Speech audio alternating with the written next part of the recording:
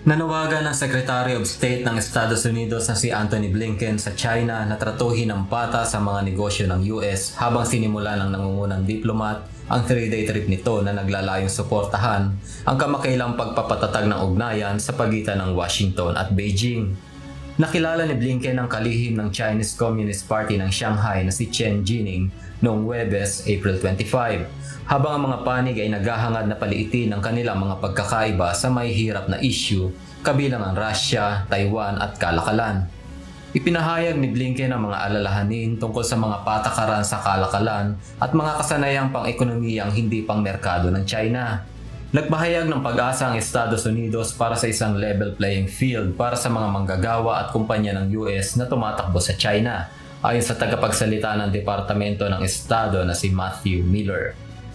Dumating si Blinken sa China noong Miyerkules, April 24, ilang oras lamang matapos nagdaan ni US President Joe Biden ang isang package na nagbibigay ng bilyon-bilyon dolyar na tulong sa Ukraine, Israel at Taiwan. Ang batas ay naglalaan ng $8 billion para kontrahin ang mga banta ng China sa Taiwan at sa mas malawak na Asia Pacific. Pati na rin ang pagbibigay ng ByteDance ng China ng 9 na buwan upang ibenta ang video sharing app na TikTok na may posibleng 3 buwang extension sa sales.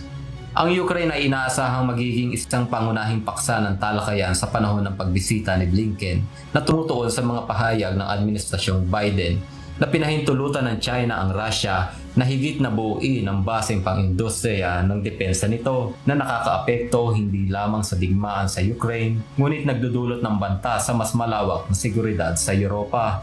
Sa gitnang silangan, hinikayat ni Blinken ang China na mas aktibong himuki ng Iran upang hindi lumaki ang mga tensyon sa rehiyon. Makailang beses na nakausap nito ang Chinese counterpart na si Wang Yi na hinihimok ang China na sabihin sa Iran na pigilan ang mga proxy group na sinusuportahan nito sa rehiyon, kabilang ang Hamas ng Gaza, Hezbollah ng Lebanon, Houthis ng Yemen at mga milisya na suportado ng Iran sa Iraq at Syria. Bagamat ang China ay lumilitaw na sa pangkalahatan ay tumanggap sa gayong mga tawag, ay patuloy na tumaas ang mga tensyon simula noong digmaan ng Israel sa Gaza.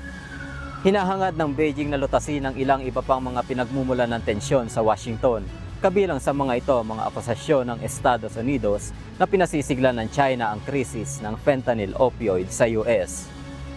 Alvin Soledad, humahataw sa balita. Ngayon.